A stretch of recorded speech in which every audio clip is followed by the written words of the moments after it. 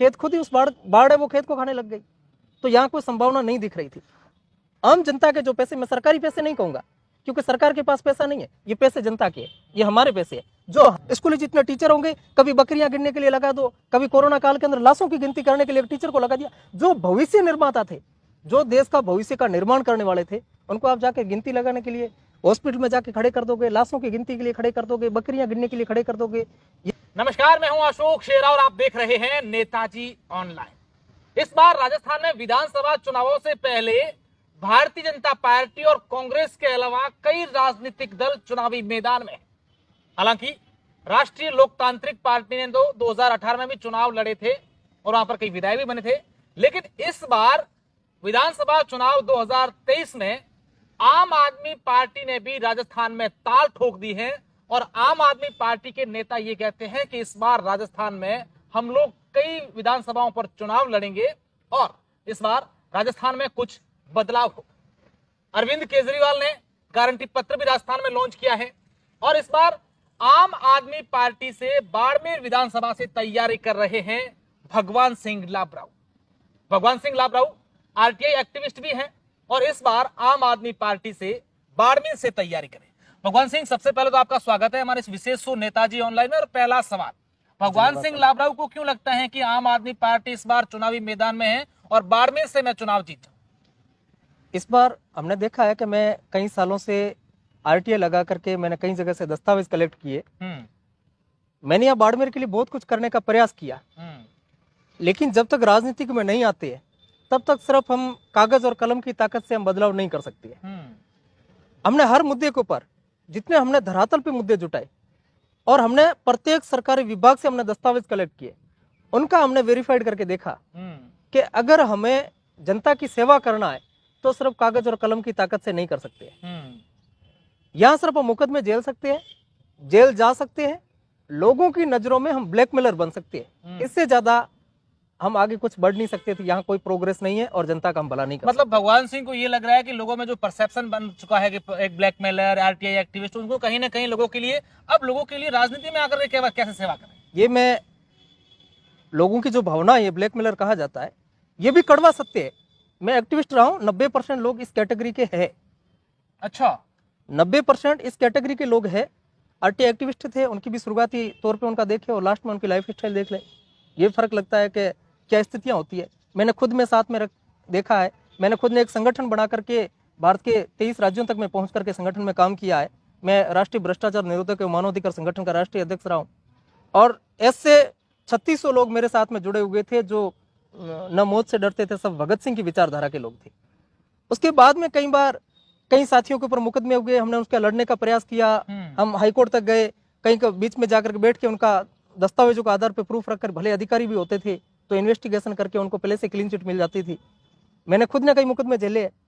उसके बाद में हम देखते थे कि जितना हमने संघर्ष किया उसके बाद में हम पब्लिक का कुछ भला नहीं कर पाते थे। जहां हमारा नाम होता था, नेगेटिविटी पहले खड़ी होती थी। इन लोगों ने इंटरफेयर किया है, मतलब अब तो जानबूझ करके इनका काम बिगाड़ना है। तो हमारी वजह से पब्लिक मर रही थी। जनता का हम तो भला करना चाहते थे। अपना एक मारवाड़ी में कहावत थी ना, जैसे देते हम दुआ है और मिल जाती थी पिट, तो मतलब वो स्थिति होती थी। तो उसको देखते हुए हमने लास्ट में लगा, मुझे लास्ट बार जब गिरफ्तार किया था तब उन्होंने, पुलिस अधिकारी ने कहा था कि साहब भगवान सिंह, इसमें बिल्कुल आपका कोई दोष नहीं लग रहा है, निर्दोष है। हम हमारे खुद को लगता है कि शर्म आती है कि इस वर्दी पहन करके नौकरी कर रही है, लेकिन मजबूरी है। मैंने उस टाइम से हंसते हुए उनको कहा था कि साहब मेरे में एक बहुत मजबूती है। जिस हिसाब से आपको प्रेशराइज किया जा रहा है, अब मुझे लग रहा है कि इस जेल से वापस आते ही मैं भी राजनीतिक में कदम रखूंगा। अब मैंने डिसाइड कर दिया। जेल में बैठ करके मैं 3 दिन रहा और 3 दिन के अंदर मैंने रात दिन बैठ करके कहा कि राजनीतिक में आने के लिए मुझे क्या करना चाहिए, मैं कामयाब होगा या नहीं होगा। कई साथियों के साथ में बात किया। उसके बाद में अन्ना हजारे आंदोलन टाइम से मैं, आम आदमी पार्टी तो बाद में बनी है, उस आंदोलन का मैं हिस्सा रहा था। बाद में पता चला कि मुझे इस करप्शन के खिलाफ लड़ते लड़ते अगर आया हूँ तो बाड़मेर की अगर बात करें तो कई बार देखते थे भाजपा और कांग्रेस, ये दोनों चीज बड़ी पार्टियां हैं, राष्ट्रीय पार्टियां हैं, लेकिन दोनों का गठबंधन जग जाहिर था। तो आपको क्यों लगा कि भाजपा, बीजेपी और भी पार्टियां, आम आदमी पार्टी क्यों पसंद आई? ऐसा तो नहीं कि भाई बाकी ये मैदान खाली पड़ा है, इस मैदान में हम आ जाएं? नहीं, मैं कभी खाली, मैं हमेशा उल्टा चलने वाला इंसान, मैं संघर्ष को मानने वाला व्यक्ति हूँ। यहाँ देखा कि भाजपा और कांग्रेस दोनों ही है, तो इनके तो पका पका यहाँ खाना है, यहाँ तो बैठ के खाना ही है। यहाँ आम आदमी पार्टी को जब मैंने ज्वाइन किया था पूरे जिले के अंदर, मतलब अब तो बालोतरा बाड़मेर 2 जिले हो गए, 2 जिलों में मात्र 12 कार्यकर्ता थे और मैंने उस टाइम से संघर्ष करते हुए साथ में जुड़ा। आज मैंने 20,000 प्लस कार्यकर्ताओं तक मैंने पहुंचा, पार्टी की प्राथमिक सदस्यता दिलाई।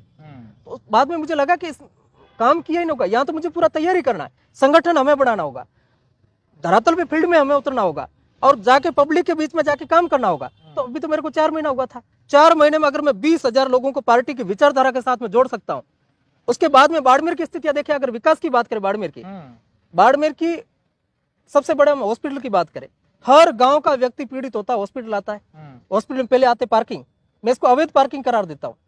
अवैध पार्किंग क्यों? व्यक्ति अगर एक्सीडेंट के केस में अगर यहाँ हॉस्पिटल पहुंचा तो पहले आते वो दौड़ के आएंगे पर्ची कटाओ, अब वो एडमिट करवाएंगे, उसकी जान बचाने का पहले प्रयास करेंगे या पर्ची कटवाएंगे। स्थिति यहाँ की गंभीर है।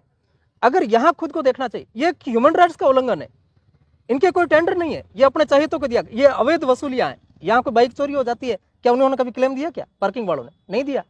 फिर भी मैं कहता हूँ यहाँ कोई ध्यान नहीं दिया जाता है। हॉस्पिटल के अंदर की CSR फंड के अंदर केरन कंपनी का सफाई कर्मी के बाड़मेर जन विकास सेवा समिति को एक टेंडर दिया हुआ है, उसमें 35 सफाई कर्मचारी, 2 सुपरवाइजर और बाकी उसका जितना सफाई का काम होगा। बाड़मेर हॉस्पिटल की गंदगी देख लो आप। इस कहे किसको पूछे, वहां से कागज लाते निकालते, लेकिन कार्रवाई कौन करेगा? खेत खुद ही उस बाढ़ है वो खेत को खाने लग गई।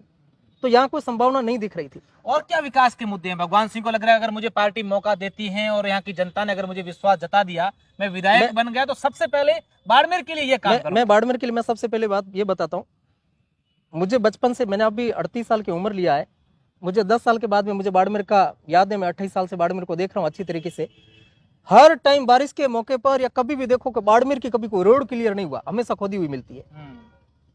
रोड बना के कंप्लीट हुआ तो कभी वो केबल वाले आ जाएंगे, कभी BSNL वाले आ जाएंगे, तो कभी पानी की पाइपलाइन वाले आ जाएंगे, तो कभी गैस वाले आ जाएंगे, तो उसको खोदना चाहिए। रोड के बीच में जो डिवाइडर बने हुए पड़े हैं, उस डिवाइडर को 3 फीट की जगह रोकी है तो उसको खोद के उसके अंदर ही पाइप डाल दो ना, ऊपर से ढक्कन लगा दो, उसको निकाला, खोदने की आवश्यकता ही नहीं पड़ेगी। ये बाड़मेर की जो पैसे जो खर्च कर रहे, ये जितने बता रहे हैं मास्टर प्लान, इनके पास कोई मास्टर प्लान है ही नहीं। ये बिना प्लानिंग के काम कर रहे हैं। ये सिर्फ आम जनता के जो पैसे, मैं सरकारी पैसे नहीं कहूंगा क्योंकि सरकार के पास पैसा नहीं है, ये पैसे जनता के हैं, ये हमारे पैसे हैं। जो हमारे पैसे जो खराब हो रहे हैं, हम इन पैसों को बचत करके जनता तक पहुंचाने का काम करेंगे।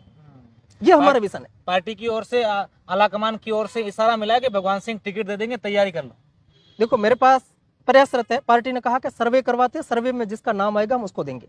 हम हमारा प्रयास कर रहे हैं। पार्टी ने अगर विश्वास जताया तो मैं बाड़मेर के लिए कुछ करके दिखाऊंगा। बाड़मेर एक ऐसा बाड़मेर होगा जो एक सपनों का बाड़मेर होगा। बाड़मेर के अंदर ये जितने भी बैठे हैं ना कि स्कूलों के अंदर टीचर नहीं होगा, चाहे जो डेपुटेशन पे लगेंगे, बाकी वाले स्कूलें खाली पड़ी होगी, गरीब आदमी की कोई सुनवाई नहीं होगा, नहीं, सब समांतर होगा। कोई गरीब नहीं होगा, कोई अमीर नहीं होगा, सबकी सुनवाई होगी, बराबर होगी। स्कूल जितने टीचर होंगे, कभी बकरियां गिनने के लिए लगा दो, कभी कोरोना काल के अंदर लाशों की गिनती करने के लिए टीचर को लगा दिया। जो भविष्य निर्माता थे, जो देश का भविष्य का निर्माण करने वाले थे, उनको आप जाके गिनती लगाने के लिए हॉस्पिटल में जाके खड़े कर दोगे, लाशों की गिनती के लिए खड़े कर दोगे, बकरियां गिनने के लिए खड़े कर दोगे। ये कोई काम थोड़े होता है। उनके लिए अलग डिपार्टमेंट रखो, उसके लिए पूरी तैयारी करो। पानी की समस्या है, लोग जितने पानी की चोरियां कर रहे हैं, अभी कुछ दिन पहले हमारे सत्ताधारी, सरकार के सत्ताधारी के अंदर विधायक थे, वही कह रहे कि साहब सरकार के खिलाफ धरने पे बैठने की नौबत आ रही है। मतलब क्यों? सिस्टम के अंदर कमियां है। कमियां क्यों है? भ्रष्टाचार को अगर हम नियंत्रण करेंगे, भ्रष्टाचार खत्म नहीं कर सकते, चाहे मैं भी विधायक बन जाऊंगा, लेकिन भ्रष्टाचार खत्म नहीं होगा। क्यों नहीं होगा? क्योंकि कैंसर और भ्रष्टाचार, करप्शन और कैंसर, इन दोनों की राशि एक ही है। इनको जहां तक मेडिसिन देंगे, जहां तक ट्रीटमेंट करेंगे, तो ये नियंत्रण में रह सकता है, कंट्रोल में रह सकता है। तो हम भ्रष्टाचार को कंट्रोल कर सकते हैं। और भ्रष्टाचार खत्म कब होगा?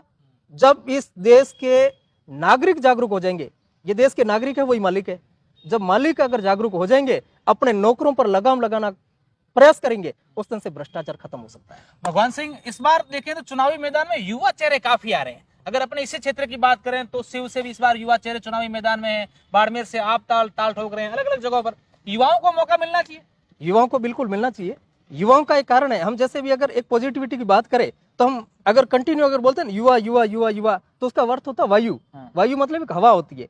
इस हवा अगर युवाओं के साथ में चल पड़ती है तो परिवर्तन निश्चित है, वो कर सकते हैं। युवाओं के अंदर एक जोश है कुछ देश के लिए करना। अगर हमारे पास में उम्र है, वो तो उनको तो अब मार्गदर्शन करना चाहिए। जो सीनियर सिटीजन नेता है उनको मार्गदर्शन करना चाहिए। उनको मेरे पास में, मैं अगर कहूंगा कि बीजेपी वाले बुरे हैं या कांग्रेस वाले बुरे, बुरा कोई भी नहीं है। अब उनके पास में, जैसे अपने पास में कहावत है कि 60 बुद्धि नाठे, 60 साल के बाद में उनका खुद का दिमाग काम नहीं करता है, तो उनको कुछ इनको जाकर के सिखाते हैं, कानों के कच्चे होते हैं, क्योंकि राजनेता होता है, नेता है, राज है, तो राजा तो हमेशा कानों को कच्चा होता है, वो जो सुनाएंगे उनके पास में, उनको मार्गदर्शन मंडल में आकर, जैसे भाजपा ने, नरेंद्र मोदी जी ने जो आडवाणी जी को बना रखा है, सबको आडवाणी जी बन करके चुपचाप देकर उनका मार्गदर्शन करना चाहिए, मैं तो ये मानता हूँ। शिव से इस बार रविंद्र सिंह काफी चर्चाओं में, आप क्या प्रतिक्रिया करेंगे, अपने कुछ कहेंगे उसको? देखो, वो एक युवा है, उनके पास में, उनको भी अगर मौका देती है पार्टी के साथ में, मैं तो कहूंगा पहले वो किसी को भी एक पार्टी की सदस्यता लेनी चाहिए। अभी तक वो किसी पार्टी के अंदर प्राथमिक सदस्यता नहीं ली है, और जब तक पार्टी की किसी की प्राथमिक सदस्यता नहीं है, तब तक टिकट किसके साथ में मांगेंगे? तब तक लोगों को नहीं, पार्टियों को एक कंफ्यूजन होता है कि अगर हमारे साथ में आए, ये अभी तक इनको पार्टी जो नहीं करता क्योंकि पार्टी पर भरोसा नहीं है, टिकट दे या ना दे। अगर जिसके ऊपर भरोसा है, अगर निर्दलीय में ताल ठोकते हैं तो वो उनकी विचारधारा है। हम किसी को नहीं कहेंगे कि आप निर्दलीय नहीं लड़ना चाहिए। लोकतंत्र के अंदर, मैं पहले भी कई जगह से गांव के अंदर चुनाव लड़ा था, सरपंच में किसी ने बोला उसको थोड़ा नोरा कर बिठा दो, नहीं, लोकतंत्र में सबका अधिकार है। मैं कहता हूँ बाड़मेर में अगर 100 लोग चुनाव लड़ते हैं, मैं कहता हूँ कि भले मेरे वोट काट रहा है, लेकिन उसको ये नहीं कहना चाहिए कि आपको बैठना चाहिए। लोकतंत्र में सबकी भागीदारी सुनिश्चित करनी चाहिए, सबको लड़ना चाहिए, अपने अधिकारों के प्रति सजग होकर के अपने मुद्दों के ऊपर लड़ना चाहिए। भगवान सिंह अपनी टिकट और जीत को लेकर कितने आश्वस्त? देखो, जीत के अंदर मैं ये कहता हूँ, बाड़मेर की जनता जो है वो हमेशा एक विश्वास करने वाली है। बाड़मेर के आज दिन तक के जितने चुनाव हुए वो जाति के आधारित हुए, वो धर्म के आधारित हुए। यहां सिर्फ बाड़मेर के 2 मेजर कम्युनिटी, राजपूत और जाट, जाट और राजपूत को दोनों को लड़ा करके ये कहा कि जाट बन गया तो राजपूतों को नुकसान होगा, राजपूत बन गया तो जाटों को नुकसान होगा।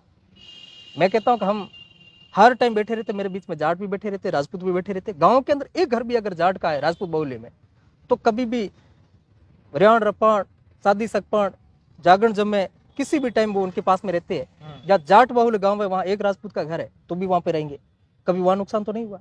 एक परिवार की तरह रहते हैं। राजनीतिक, ये राजनीति की है चुनाव में। मैं कहता हूँ झगड़ा होता है, मुकदमे होते हैं, लास्ट में कोर्ट तक आते हैं। जब कोर्ट के अंदर यहाँ वकीलों का, बार काउंसिलिंग का एक पैक्ट बना हुआ है, एक बार जाट अध्यक्ष बनेगा, एक बार राजपूत बनेगा, अदर कम्युनिटी के जितने भी एडवोकेट्स है वो सचिव बन जाएंगे, कोई कोषाध्यक्ष बन जाएगा, सबको बराबर जाकर के उनको समांतर तरीके से वो सेटलमेंट करते हैं। तो यहाँ जाति फैक्टर नहीं करते हैं। मैं कहता हूँ कि आपके पास में राजपूतों के कितने वोट है, वो राजपूत बाड़मेर में किस आधार पर ताल ठोक रहा है, मैं कहता हूँ कि जाति के आधार पर नहीं होता है। तो मैं कहता हूँ कि माड़ियों के वोट कितने राजस्थान के अंदर, सीट एक आती है, मुख्यमंत्री है, और सबसे ज्यादा जाट कम्युनिटी के विधायक बनते, कभी मुख्यमंत्री नहीं बना।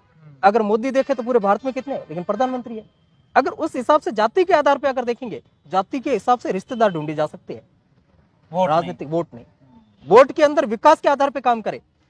यहां से एक ही होगा, ना जाति ना धर्म, राष्ट्र सर्वोपरि मानते हुए अगर चुनाव लड़ेंगे, चाहे मेरे पास में एक ही होगा शपथ। संविधान को जिसने पढ़ा नहीं होगा सिर्फ संविधान की बात करते, मैंने पूरा संविधान पढ़ा है। संविधान क्या कहता है, कॉन्स्टिट्यूशन हमारे भारत का क्या कहता है, हर विचारधारा के साथ में उसको पढ़ करके अगर हमारे उस मुद्दों के ऊपर आधार करेंगे, पब्लिक के बीच में जाकर के, वो हमारे मालिक है। उस मालिकों के लिए काम करने की अगर प्रक्रिया अपनाओगे तो जनता जरूर आप पर भरोसा करेंगे और हमें हमारा विजय पताका लहरा के दिखाएंगे। बिल्कुल, ये भगवान सिंह लाबराऊ हैं जिनका साफ तौर पर कहना है कि हम विजय पताका लहराएंगे। लेकिन देखने वाली बात होगी कि इस चुनावी दंगल में इस बार बाड़मेर विधानसभा की जनता किसके सर पर विदाई का ताज